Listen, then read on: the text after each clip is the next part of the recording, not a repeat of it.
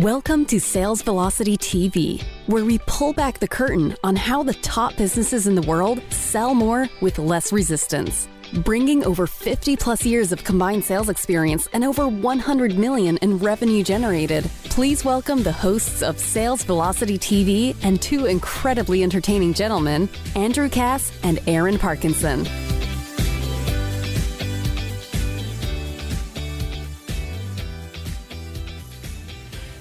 Welcome to another episode of Sales Velocity TV. We are talking peak performance today in business and in selling, Aaron, and it is a slightly off-topic topic, but one of those things that I think, you know me a long time. I could talk about this stuff forever. I would change the name of the show tomorrow to productivity or peak performance velocity, whatever, but it's all going to tie back to selling more in the new year or whenever you may be tacking on a sales process in your business. But I'm excited to talk about this today. Peak performance is something that it's a topic that is just, we could go in so many different directions, but we do have a format. You know what? I'm super excited about this because this is such a core pillar of what you and I do on a daily basis and what we strongly encourage other people to do. And everybody always just wants to talk about the marketing, the meat and the potatoes, the conversions, of this and that, but every business owner, I tell every one of our clients, the number one resource you have for being successful in your business is your energy. The CEO, the owner, whoever you are, if your energy is garbage, it's that old saying, garbage in, garbage out. Yes. So this is a You Inc. play today, everybody. If you're watching on TV, great to have you here on the TV version, the live stream version. If you're listening to the podcast, this is going to be a big one. As we're recording this, we're a couple of weeks out from a new year, but this is one of those things where, we talk a lot about tactics and funnels and traffic and sales and selling more with less resistance, theme of the show. But every time somebody gets stuck, if we're doing deep coaching, right, and somebody's getting really stuck in their business or they're in the weeds, so to speak, a lot of times they've let themselves go. I find this quite a bit. I think that's what you were hinting at earlier. They've let themselves go a little bit physically, maybe mentally, nutritionally, supplementation-wise. We're in the middle of a pandemic right now. There's so much that you can do that you're probably not doing. And this is an optimization of you conversation today, which ultimately will allow you to optimize the way you run the business and the sales process better for sure. So we're going to dig into these pillars. In fact, we're going to have a little fun with this today, Aaron. We're going to go back and forth here. And I'm going to ask you, what are some of the peak performance optimization strategies you do in your business to get the best result? I'll talk about the ones that are here for me, and we'll dissect them. We'll agree probably on most, maybe not so much on others. Well, actually, we talked about this earlier. We're pretty much on the same page, but you're better at some, I'm better at others. So let's dig into peak performance secrets here today, and let's kick it off with, I'm going to go to you, right? So as you and I have known each other a long time. We've built many businesses. We've had many clients. We've done our own projects. We worked together in a company that did, I think 100 million in sales. And every time we look at the cream of the crop people, they take really good care of themselves and they protect their time and they protect their productivity in a way that it's almost like it's gold in the vault.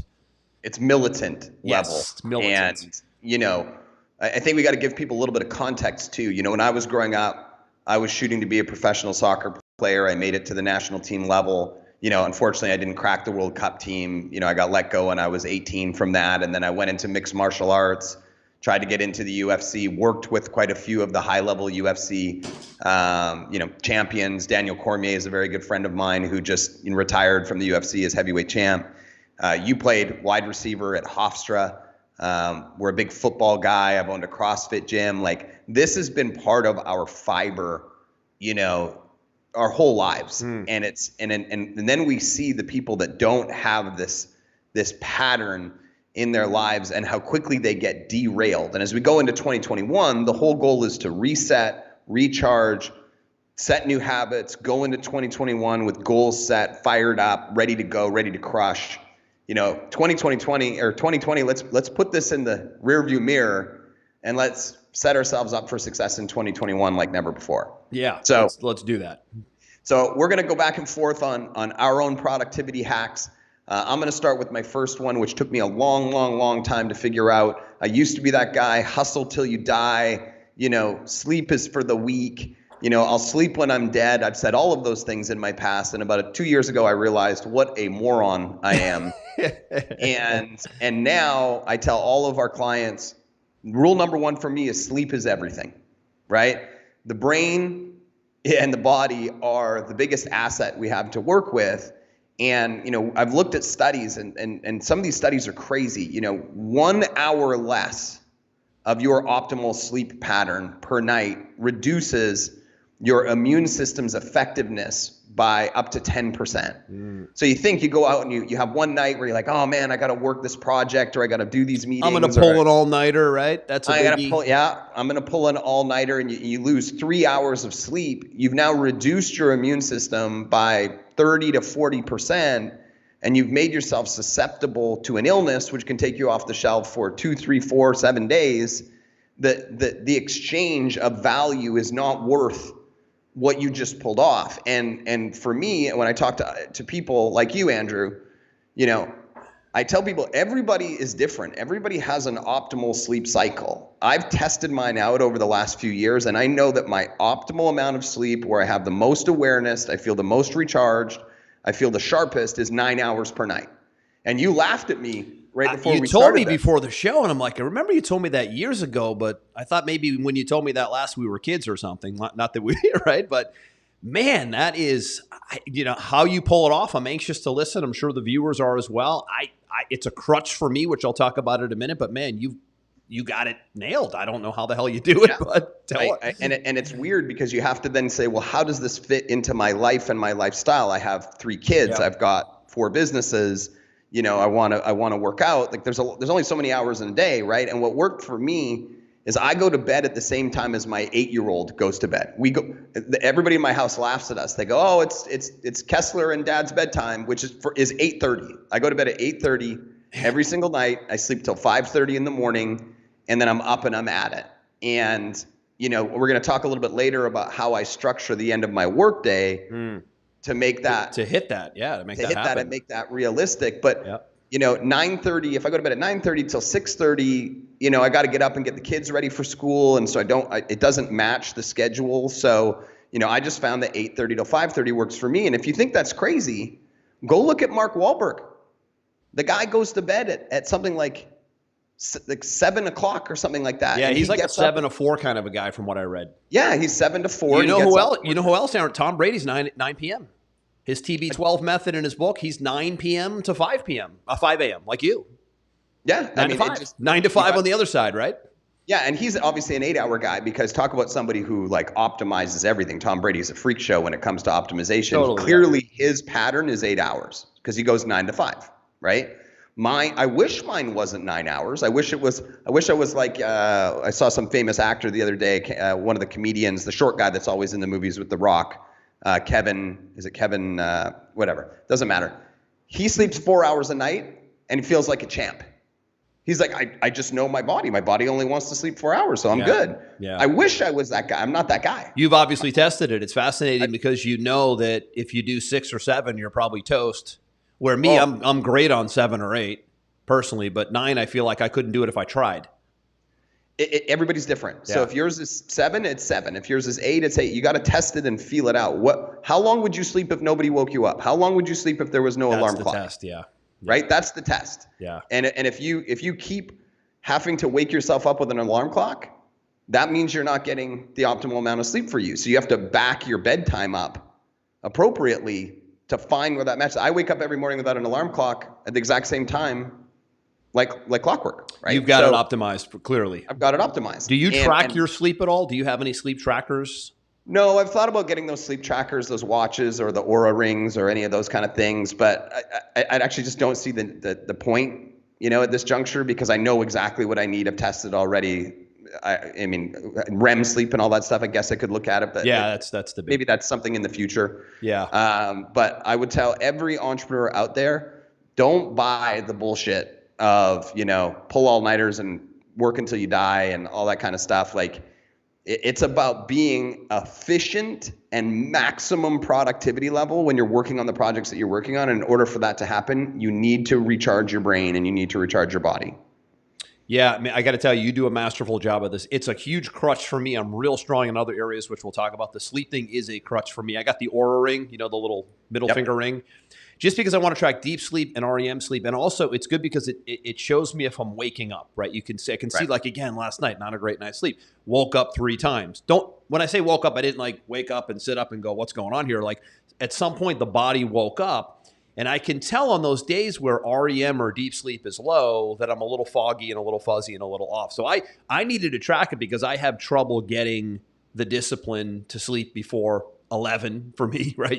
You'll have a heart attack. I go to sleep at like 11, which I'd like it to be 10. You're in bed at 9, like Brady and Wahlberg and these guys. 8:30. So 8:30, sorry, man. 8:30. It's fascinating to me, but it's you're right. I just bought a book about this. Funny, I bought a book called Why We Sleep. And I've been I listen to Dave Asprey a lot. He's the Bulletproof guy. I listen to Dr. Mark Hyman a lot, really great functional medicine doctor.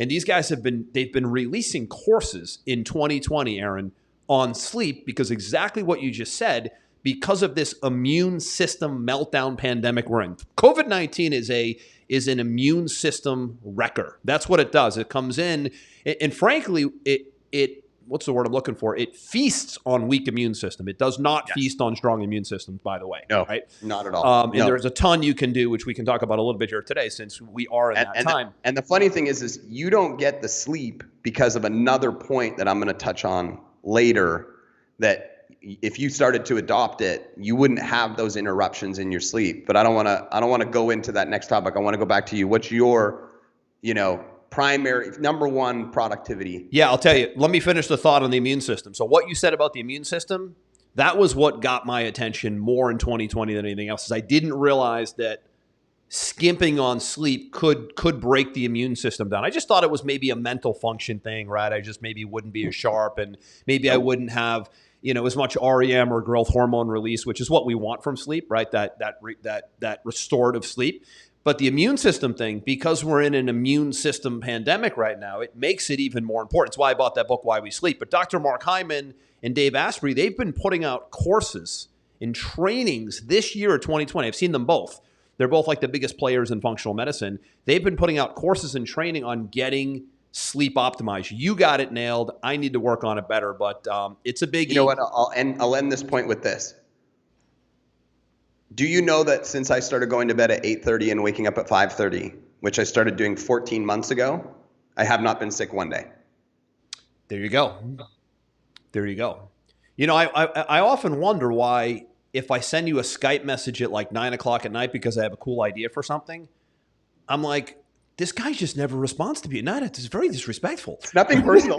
Now I know. I didn't know about the 8:30 thing. I knew you went to bed early, but I was thinking 10-ish.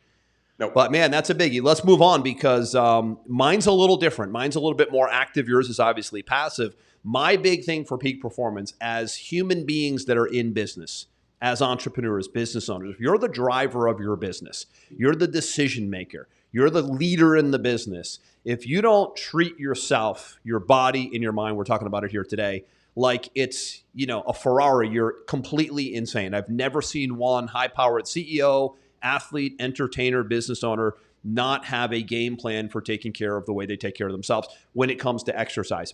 For me, the pillar there is strength training exercise.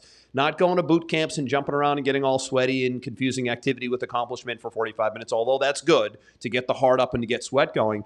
But if you're not deliberately building strength and muscle in the body, and don't misconstrue this for becoming a bodybuilder or playing football. It's not any of that. It's just that as the body ages, so you and I are in our 40s, mid-40s, right? Maybe I'm a little higher than mid-40s, but I'm going to play with that today. Mid-40s, right? I'm on the low end of the 40s. No, you're not. You're mid-40s too. And as you get into your 30s, late 30s, let's say, right? You would be blown away, Aaron. I think you know how quickly the muscle and the strength in the body just deteriorates year after year. It's like a downward slope. Here's the effect of that. The effect of letting the body go from a strength standpoint and from just from a muscle and a strength standpoint is everything else falls after it. Everything else, shoulders, knees, backs. I see people in my office all day long. My back, I can't sit, my shoulder. They're always in pain because they're getting weaker by the year, right? So most people I've noticed, because I've been in the strength training, fitness, football world since I'm 14, and I've always made sure that the foundation of any exercise program I've ever done, at the foundation is pushing hard strength training. I'm not saying you need to go deadlift 400 pounds, but you need to continue to build strength in the body, the shoulders, the chest, the back, the legs, the hips, because if you don't, everything starts to fail. And most people don't connect loss of strength with pain. And most people are in tremendous pain today. I think as a society today, we're in more pain than we've ever been in history. That's why painkillers are through the roof. That's why ailments are through the roof, right? Do you hear people talk about how much pain they're in all the time? I do.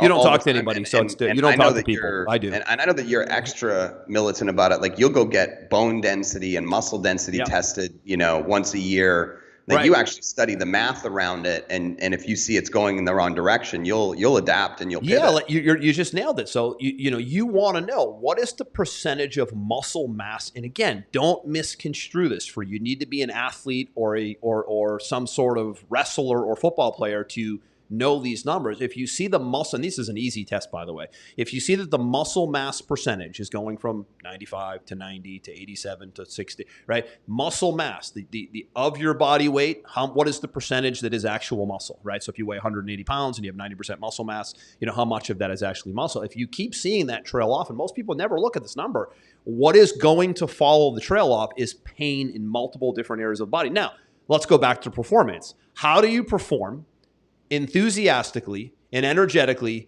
when your shoulder's killing you, your back's killing you, your legs killing you, your ankle's killing you, you have plantar fasciitis in your feet, you're as tight as can be, you're weak? I mean, this all translates to quality of life. We're talking business on this show and sales and selling more and ultimately making more money in your business. You can't do any of it if you let yourself fall apart. So my pillar is always keeping the body strong physically in fighting the good fight, because again, 40, 45, 50, strength is falling off a cliff. And you have to fight it to just almost to stay at even, right? Yeah, you have to work way harder to stay at even. I was at a conference. I don't know if you were at this conference with me. I don't think you were. But Bill Phillips, remember the Body for Life author? Monster success, Body for Life. Yeah, and he owned EAS. Do you remember the big supplement company? Of course, Myoplex was the protein supplement that they brought out. Yeah, absolutely. And did he start Metrics? Was that him or was that? Yes, he started Metrics. That was the biggest engineered nutrition shake model. I was in college at the time. It was like, we're still fire. We still stay connected maybe once every 4 or 5 years. We're friends on Facebook and whatever. And he did this thing at the event, and man, did it piss some people off. He showed the speed that electricity moves through fat versus moves through muscle. Ah, good one. And the reason that he showed it is he basically came out on stage and said, for all you entrepreneurs, I want you to know that being fat makes you dumb. You are dumber. That's where I'm headed. You are dumber than that person over there. Scientifically proven, not IQ, the speed that it moves through fat versus muscle is significantly different. So by being overweight, you are choosing to be dumber than your competition. And did that ever set off a firestorm? People, that are overweight are going, are you calling me dumb? I'm calling you dumber than you should be. You know what's funny about what you just said right there? So if you remember a couple episodes ago, we talked about the power of emotion and agitation in your sales process. He agitated the living daylights. That was one of our methods. Did he ever? Right? And he agitated, but listen, agitation leads to action.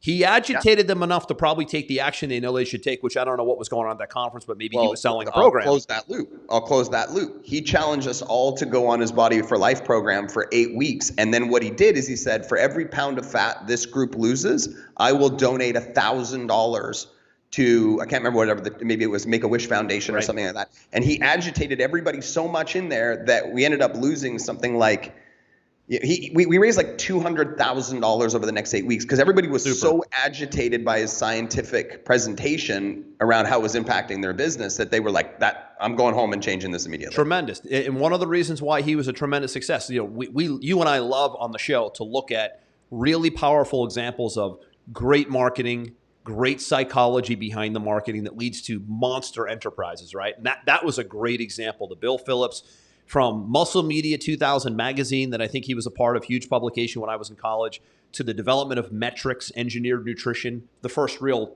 meal replacement shake ever created, by the way. Now there's a gazillion of them, was Metrics in the 90s. And then that led to Myoplex, and then that led to a huge sale of that company.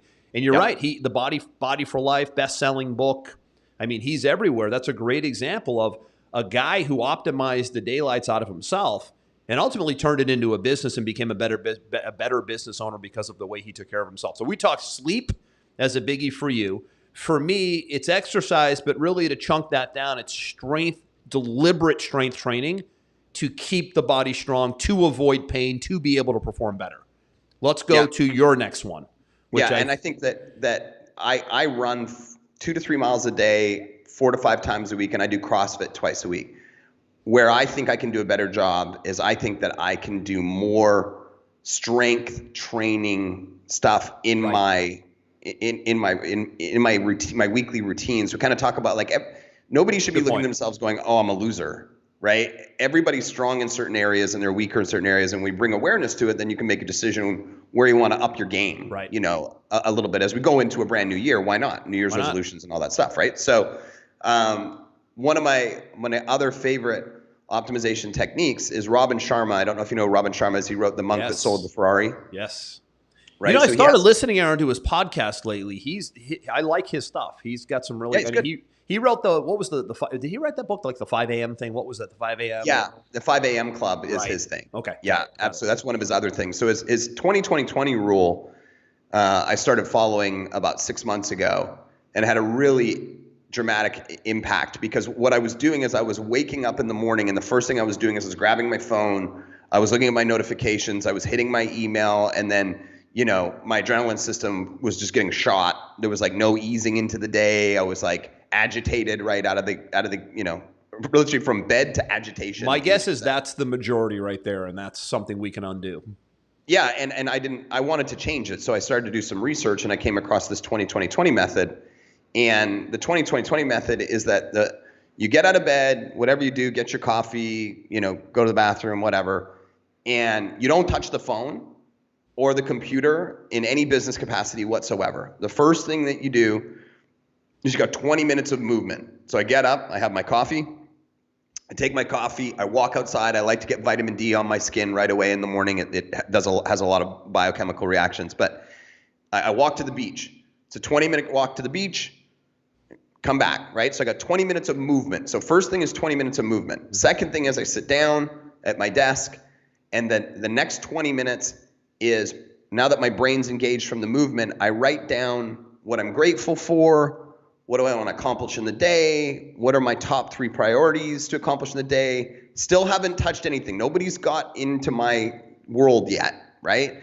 And then the next 20 minutes after that is watching something that's personal growth driven. So I might pull up a YouTube video with Tony Robbins or a Brendan Bouchard or a Robert Kiyosaki, or maybe it's a CEO like Robert Iger from Disney, and I'll just listen to them talking, you know, to create that positive mental flow, and always make sure I'm putting credits in the system of learning from people who are more successful than me. So now I've done the 20 of the movement, the 20 of the day planning and gratitude journaling and stuff like that, and 20 of learning. And now only will I open anything that, you know, somebody needs my attention. It just sets me 60 minutes, on the right track. One focused hour for the most part, right?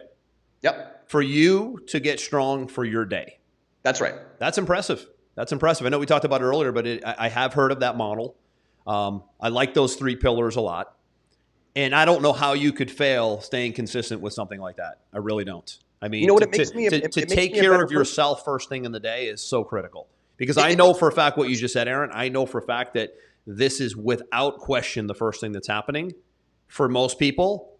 And I'm telling you, you set your day up, you go right into reaction mode, not proaction mode. So you're reactive, not proactive. You're basically saying, I'm choosing to fail the day if I start the day off reactive versus proactive. You're starting the day proactive as all hell. Most people go right into reaction mode, and the day just spirals away, and they get really drained, by the way. because they get pulled in so many different directions. Yeah, you're just dumping yourself right into the fire first thing in the morning. It's a horrific way to start your day, and I will never go back now that I've stopped doing that. Never go back. Awesome, fascinating. Let's go to the next one. Is that me or you? Me? I think that's you. I think you want to talk about nutrition. Yeah, I think the other biggie, just to piggyback off the whole exercise strength training thing, is we are in a complete battle today nutritionally. And a lot of what's going on with COVID is because people's bodies have completely melted down nutritionally. Their immune system's a disaster. Inflammation is through the roof. They're overweight.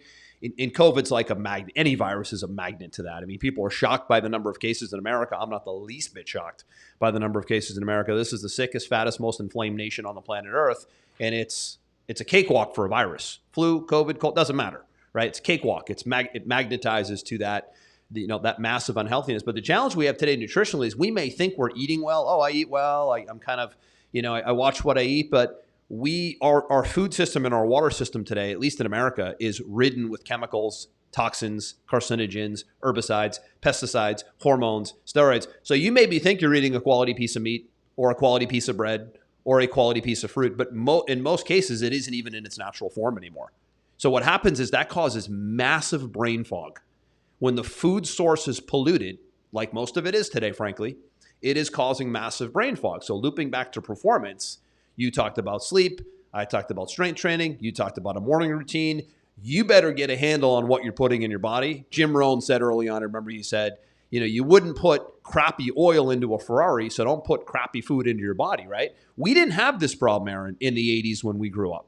Food was food. There was no organic because everything already was organic. So the fact that things are conventional and organic today is, to me, the biggest problem that faces society, frankly. I mean, it's an environmental / food source issue. To me, nothing else matters. If the environment in the food source is corrupt and broken and disturbed, none of us can perform. None of us can grow, and none of us can really avoid diseases. So it's a huge downward spiral. You'll never even be able to get the result in your business if you want to get a result in your business. If you're constantly in brain fog pollution mode, and that's frankly where we are. I could talk about it for hours. I've studied it 10 ways till Sunday for probably a decade or two. So really, it's being really careful nutritionally where you're sourcing your food. And the second part of it is where you're going to get the most performance mindset-wise and physically, again, back to physical and mental, is when you keep the carbohydrate / sugar thing to a low. I don't think you need to eliminate it. I don't think you need to go on some radical keto diet unless you feel like you want to lose a ton of body weight. At the end of the day, those aren't good long term. It's good to cycle in and out of those for just, to deplete your hormones, different conversation. But you got to just be careful of heavy carbs because heavy carbs cause brain fog and they cause huge spikes in insulin. So if you're feeling like, God, every day I need 18 cups of coffee and I can't get the most out of my day and I can't stay engaged. This is a biggie, right? I can't pay attention. Can't stay level. Yeah. Sustained energy is a problem today, right? We talk about performance and energy.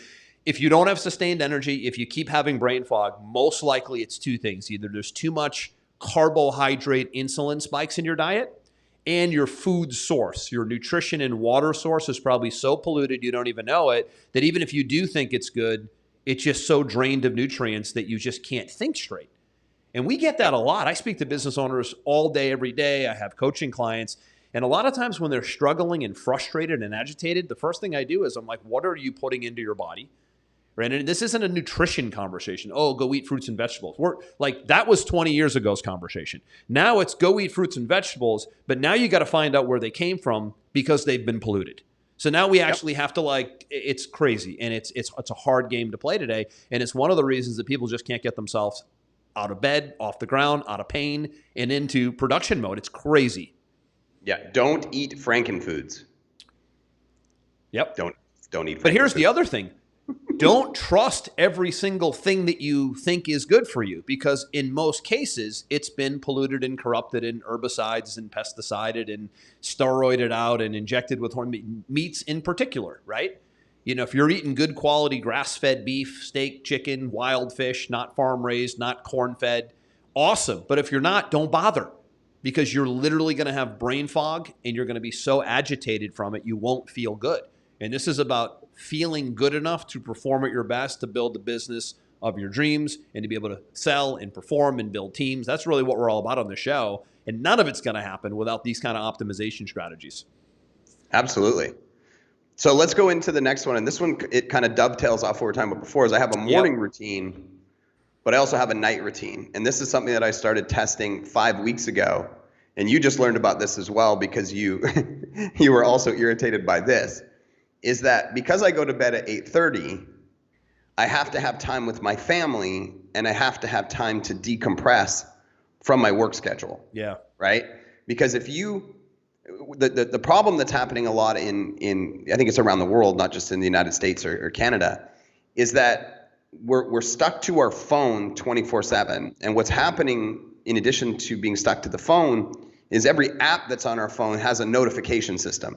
I got Slack hitting me. I got Skype hitting me. I got WhatsApp hitting me. I got text hitting me. I got email notifications. I got social media. It's like a notification wildfire in my phone 24/7. Right. So if we're carrying this around with us all the time with all of these dings going off, you're literally a pinball going back and forth and your brain doesn't have time to decompress. And on top of that, you're not present at all with your family, which is why when you go to restaurants, like you were saying earlier, or you see people in the living rooms these days, they're all sitting around each other like this, looking in front of the phone, and there's zero connectivity and there's zero winding down, happening. So about 5 weeks ago at 5 o'clock, work's done.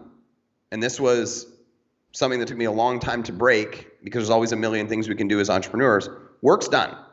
Now it's dinner time. Now it's family time. And I'll have my phone because, I might play a game on it or I might check Facebook or Instagram or, whatever because I'm just chilling out. But there's no notifications on my phone. So I do not open my email. All my notifications are off. Actually, all my notifications are off on my phone 24/7 because I got so irritated by it dinging all day long and disrupting my productivity. Totally agree. I can't even believe if you're a business owner that you even let the phone beep to alert you that there's a text message. To me, that is just madness. Oh, it drives my wife crazy because my phone. What, you don't have the beeps on? Well, it's first off, the phone's on mute because I don't want anybody calling me, disrupting me in the middle of what I'm doing. And all the notifications are on mute or not even on. And half the time she calls me and I don't pick up because I don't even hear it because it was breaking my productivity and breaking my creative cycle. Sure. And at night, what it's allowed me to do is get my time back, focus, spend time with my wife, spend time with my kids. And without looking at that phone from 5 o'clock till 8:30, when I go to bed, my brain has relaxed. Yeah. And it has allowed itself to start drifting into shutdown mode. It can wind down, right? It can wind down. Yeah. Whereas before, when the notifications were on and I was answering emails and answering Slacks and WhatsApps and whatever, all the way up to like maybe 8 o'clock, I'd go to bed at 8:30 to maximize my sleep schedule. And my brain was still whizzing around with all of the conversations that I'd had on my phone up to that juncture, and then all of a sudden I'd look at the clock, it'd be 9:30, it'd be 10, and then you're still kind of a little agitated at the point. You still have stuff to do and people to respond to, and there's open conversations, right? It's that reaction mode, right? Yeah, it's a simple thing, but people are addicted to their phones because they get serotonin release, they get endorphin release from it. They don't. It's literally like electronic crack, right? They're addicted to it. So the way to break the addiction is just turn it all off so it can't notify you of anything and be done your work at a certain time. Maybe now everybody gets up earlier or later than everybody else or eats dinner earlier or later. Like you have to adjust it to your schedule. Mm-hmm. Mine is 5 because we have dinner at 5:30 and then I have 3 hours of time with my kids and then I go to bed. So, I don't want that, triggering me for 3 hours before I need to go to sleep. I think the big takeaway there is you just need to decide on when you're done, right? And being decisive with anything is powerful, right? You decide on when you're done and then you're done and you can actually wind down and be done. It's like you close the loop on the day, right? If you decide you're shutting tech off at 6, 7, 8, whatever it is for you, then you've made that decision, you've closed that door, you've drawn that line in the sand, and now you can go do the other thing in peace and in presence. And I think it's not easy to do. It's not easy to do. Let's address this too. A lot of people are scared, like, oh, I could never turn off my phone at 5 o'clock. There's a fear factor. Andrew might email me a question, or my team, or like my friend has a contracting company and he's like, oh my God, somebody can have a question about an installation of this blah, blah, blah, blah, blah, blah. When you don't take control of your time, you're training the world around you of what's acceptable. And if you give an inch, you're going to give a mile, right? So if people all of a sudden start hitting you at 6:30 and you're responding, they're like, oh, well, clearly he likes to work at night. Let's try him at 7. Therefore, that door's opened, right?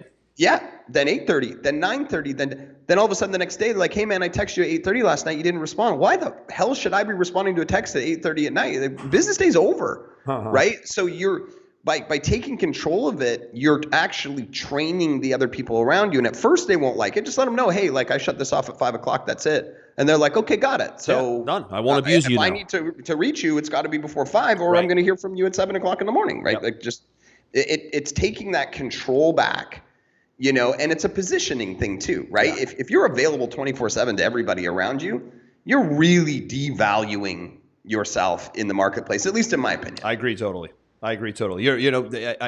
Years ago, I heard somebody put it this way, where they were like, listen, unless you're a bail bondsman or a fireman, you don't need to be on and available 24/7. And certainly when you are, you look very needy and weak. Like you said, there is a positioning play there. So think about your business, right? So especially in your business, if you are in the business of consulting, coaching, you have clients, like if you're in a business where clients are dealing with you or you're dealing with clients, and you don't define the terms of how you deal with that client and when the communication channels are open, you lose total power and total authority in the relationship, and you will get taken advantage of. Human beings are just naturally wired that if an inch is given, like you said, a mile will be taken, right? We work with teams all the time. I work with teams. Even when I'm training my team internally, I'm like, listen, guys, when you're managing projects, I'm having a conversation the other day about this with one of our project managers. I said, listen, when you're managing, you saw it, right? When you're managing projects, what I want you to do, as a perfect example here, is don't make yourself available all the time when somebody has a 911 issue, because what you do is you're creating that sense of entitlement where they think they can just grab you and you're the only client in the world. What I want you to do is I want you to take 2 hours in the day from 4 to 6, let's say, whatever it is for you. And those are your only calendar openings, so that the rest of your day is protected to be productive and to be present and to do your work and to get things done. And people will adjust to the fact that you're only available during that window, and they can book a time with you in that window. I got to tell you, man, not only it's leadership, but people will respect the discipline. And when they respect the discipline, they respect you more, and they will not take advantage of you. They'll value you more. So one of the things we teach more so than anything else when we're coaching or working with clients outside of business is structuring your day in a way that clients or customers will not abuse you. We had to do the same thing inside of the agency. We had, clients hitting us up inside of Basecamp 24/7. 911. And then the team wanting to be helpful, right, and wanting to do their job, at the best of their ability. We started to see them responding back to clients 20, 30 times a day. Oh my gosh. Yeah. That's a downward spiral. Then when they're trying to focus on actually doing work, like actually work they're being hired for, and the client doesn't see a response for 3 hours, then they're going, well, what's happening? What's taking you so long to respond? Because you've trained the client now that it's acceptable for them to send you a message and you're going to respond in 10 minutes. Yeah. Agreed. Right. So we actually said to them, you may not respond to clients until the end of the day, just like you just talked about. Mm-hmm. Right. Hey, Mr. Client, I saw your 4 or 5 questions. Here's the answer to your 4 or 5 questions. You do it at the end of the day, so it protects your productive time. Yep. And the mandate that we gave to them and our clients is we will respond to you back to you within 24 hours. Not 1, not 2, 24. That is more than sufficient running an organization, because our goal is to get results and be productive. Our goal is not to be putting out fires all day, a sounding board for 72 questions all day long. How does anybody get anything done in that environment? Yeah, agreed. And to dovetail off that, when you set these expectations early on in business, then you don't have these push-pull problems, right? So the other thing is a lot of business owners, they don't set the expectations early on in some sort of a client-customer relationship. They just leave it open-ended.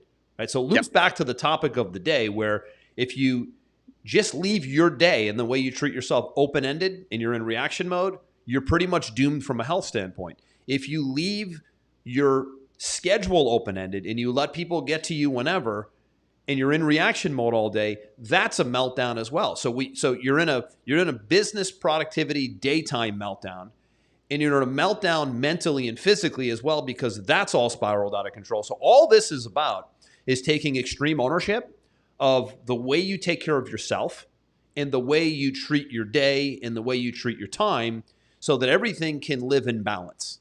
And that's the ultimate goal, I think, of anybody, is can I get some sort of balance in my life? I think probably more than anything else today, we want to have some semblance of balance in our lives. It's probably not ever going to be perfect balance, but some of the things we're talking about here today, if you can just have a game plan around these things, that's balance to me.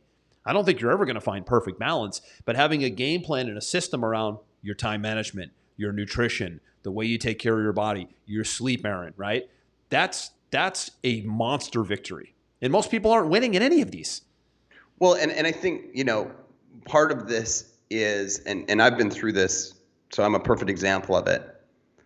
A lot of the times we confuse hours worked with productive hours worked, right? Or we confuse busyness. Activity with accomplishment. I say it all the time. Activity with accomplishment. Right? So many confuse activity with accomplishment. Yeah, busyness with business. I remember listening to this. I can't remember who it was. It was some speaker a long time ago, and they were talking about this guy in their office, and he sat in his glass office overlooking the city, and one of the employees in the office used to always walk by, and he'd just be staring off into thin air. This guy, and everyone else was running around like chickens with their heads cut off, and it irritated this guy, this employee, so much that he went to the boss and he said, "Does this guy actually do anything? We're all running around, blah, blah, blah." And the boss said, "That guy comes up with one idea a month that makes us $1 million. If you see that guy staring off into space, don't even think about interrupting him."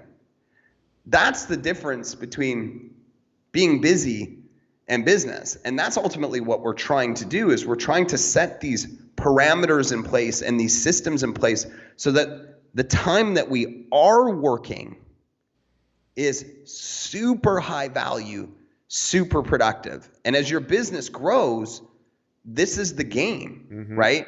Mm-hmm. Do I make $500 an hour? Do I make $1,000 an hour? Do I make $5,000 an hour?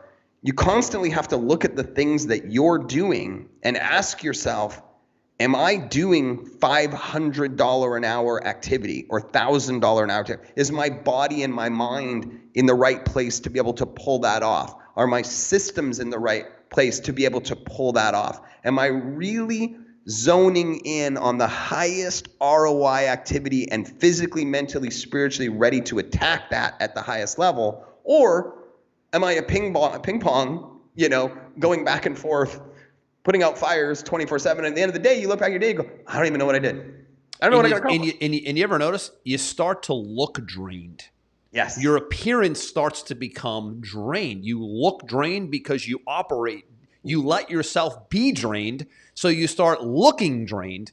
And it's like, man, this whole spiral effect, this snowball effect downwards can, if you're not conscious to all this stuff, I mean, it sounds like we're having a way off topic woo-woo conversation here today. Nope. But man, oh man, you will struggle mightily if you don't get a handle around your time and physically how you take care of yourself so you can perform in that time. And ultimately, the end result here is you can probably get way more done in less time, right? So a traditional person, Aaron's 8 hour a day, if you have these methods in place, can be an incredibly productive 4 to 5 hours a day. So think about that for a minute. 4 to 5 hour days can look like the average person's 8 hour days. You want to talk about a win? How about taking back 15 to 20 hours in a week? That's right? A huge win. Or look at the impact on the things that you're working on. I know the impact of the things that I work on in 2 hours a day from a financial standpoint are 10x what anybody else is working on for 2 hours, because I'm hyper focused on big picture objectives, valuing my time and putting it in there. And if you look at an example in the world, kind of to reinforce what we're talking about, you know who the singer is? Ed Sheeran, right? Yep. So Ed Sheeran felt like he was in a funk for making music. Couldn't get inspired, a lot of fame, being pulled in a million different directions. Just couldn't quite get back into gear. Mm-hmm. So what he did is he shut his phone off and he put it in a drawer, and he got in his car and he left. He left for 8 months. Left where? No just phone. Drove off and Just drove off. Just started going. He's like, I'm out. I need to recharge. I need to find my inspiration again. And people said, well, how did you even do business? Like, how did you respond to your agents or your this or that? He said, I would stop once a day in a cafe that had an email, old school email access, get on the computer, answer the 4 or 5 emails for half an hour of my agents, my managers, whatever. And that was it.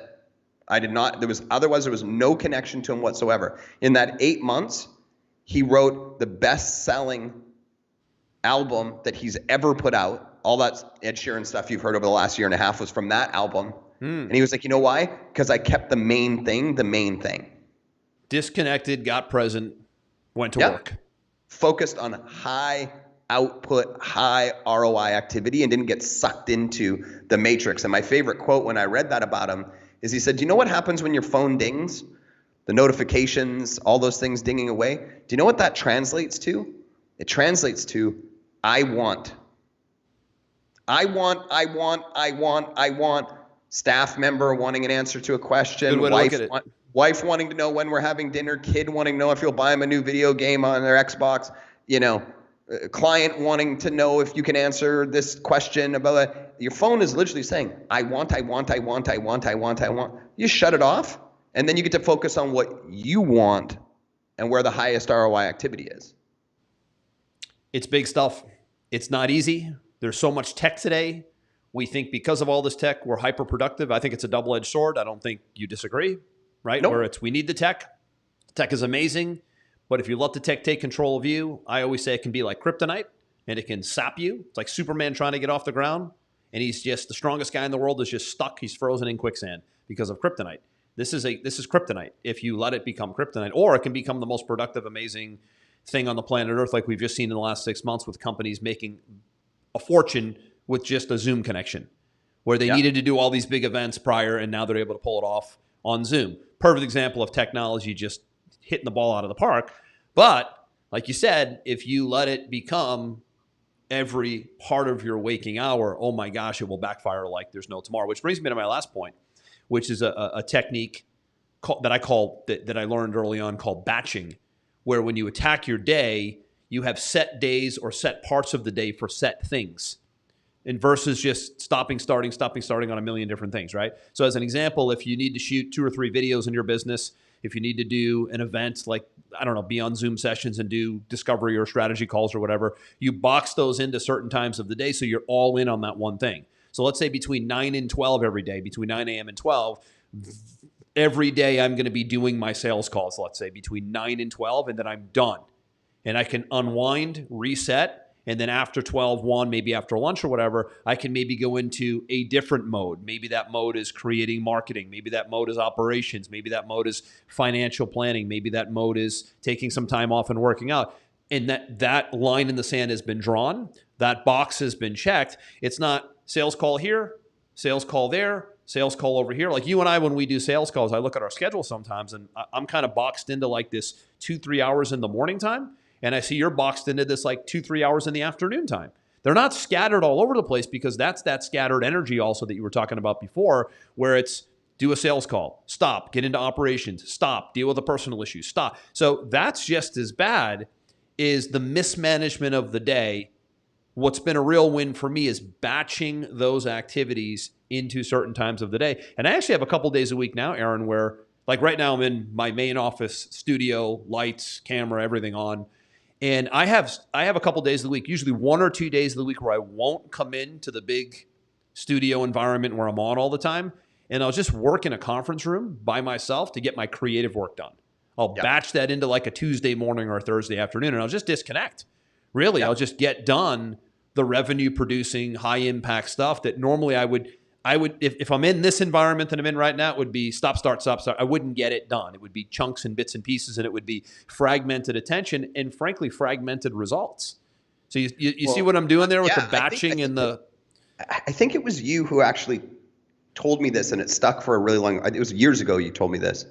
Maybe it was Eben Pagan's productivity Might course. Have been actually, yeah, yes, And yes. That was a big. You were saying to me, it was like scientifically proven that the moment that you shift from a project that you're working on into something else, and you put your brain there, it takes something like 15 or 20 minutes to get back into the groove of what you were doing before, which is why multitasking is so inefficient. Correct. Which is why you should batch. I think what you were saying is you should batch, and then you should give yourself at least 15 to 20 minutes before you even go into the next batch, because you need time to like shift your focus into the new thing.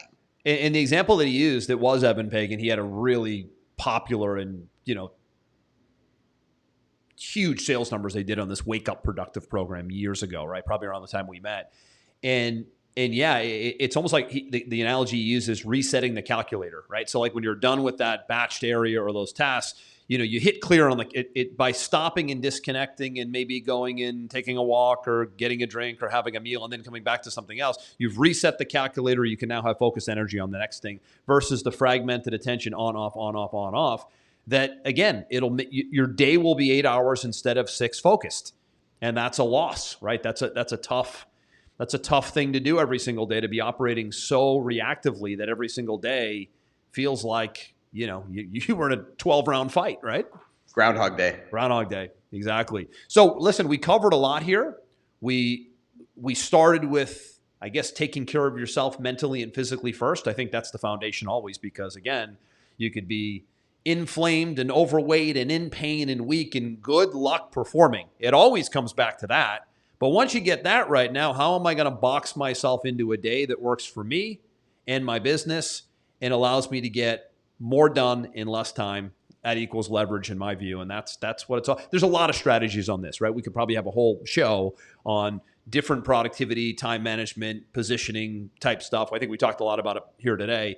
And hopefully you'll do this, right? There's even if you do one or two of these things, that's what I was going to say. It's the compound effect, right? Even if you just choose one or two going into 2021 and say, you know what, these are the two things I'm going to implement. I'm going to test it.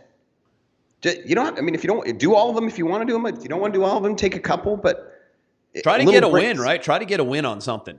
Absolutely. Right. Try to get a win on something. Either, take Aaron's advice of legitimately. And I listen, I need to do better with what you've clearly knocked the cover off the ball when it comes to the whole sleep thing. I think I really got my plan down with the whole strength training exercise thing. That's like a real strength to me, no pun intended, right? Where the sleep thing is a real strength to you.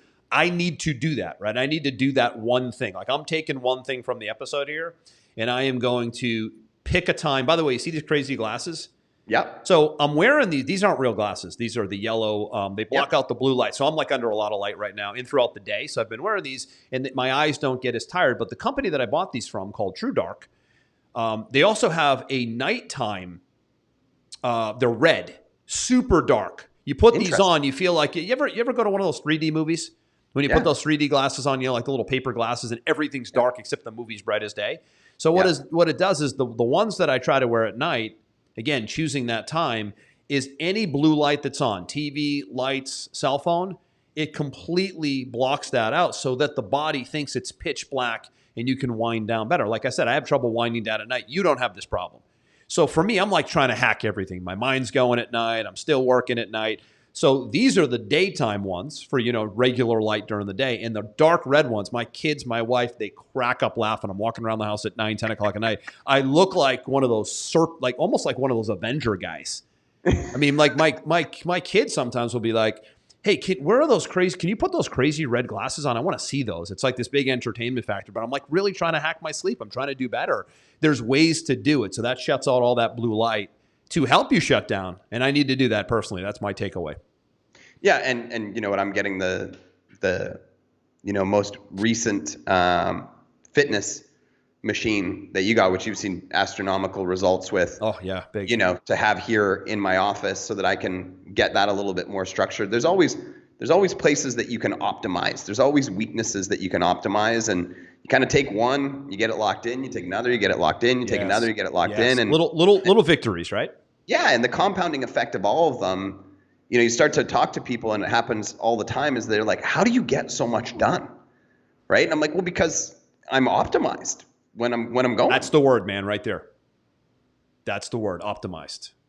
Listen, what we'll do is in the show notes for the replay of this at our site, we'll put in some of these little hacks and resources we use. There's some sleep things. There's the Oura Ring we mentioned. You just mentioned the strength training device called the X3 bar that I've been using for 2.5 months. I've gotten the best strength and muscle development results of my life at 47 years old in a 9-week window. I won't share the numbers, but we'll put links to these things down below, because again, just choosing one or two along the way and then compounding and then going to number 2 and then going to number 3, you start to see like things change dramatically for you, both personally and professionally.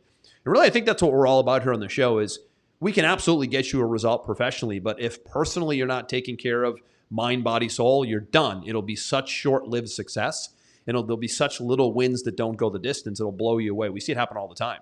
And it's a fight we're always fighting, right? I'm always fighting the fight. I won't go down as you without get a older, fight. the fight gets harder, man. I ain't going down without a fight, bro. Listen, here's the most disappointing thing in the world to me. I'm going to leave it at this because I could go on. You know me, man. I get passionate about this stuff. But the most disappointing thing in the world, I think, for me today, humanity as a whole, is watching people not fighting the fight anymore. Not personally, not with their health, not with their finances, not with anything.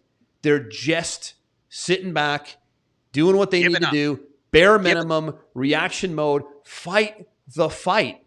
Get stronger, get leaner, sleep better, work better, perform better, create a time management plan, get a better system for managing people. Fight the fight. Do you agree? I mean, I feel like maybe I'm looking at it closely. I just feel like not a lot of people are going down. They're going down without a fight. I don't know. I think we end the show with that. Make 2021 the year you fight the fight. And listen, it doesn't matter when you're listening to this. You may listen to this 6 months into 2021, right? In multiple different platforms that we're on. It can always work when you're trying to optimize. There's no calendar for optimization, right? I think the New Year thing is a bit of a farce, right? Everybody thinks it's a nice I can only do this stuff in the New Year. No, you need every month should be like a New Year.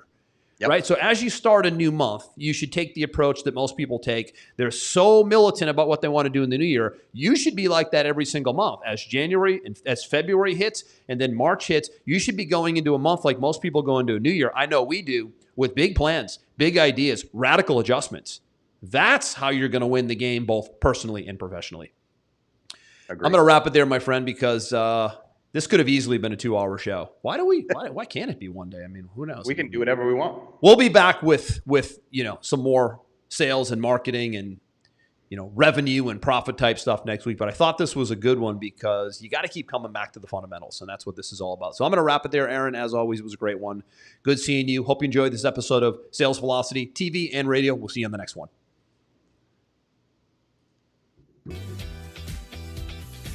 We hope you enjoyed this episode. Sales Velocity TV is powered by Pipeline Pro, the ultimate all-in-one sales pipeline management and marketing automation platform that makes all others obsolete.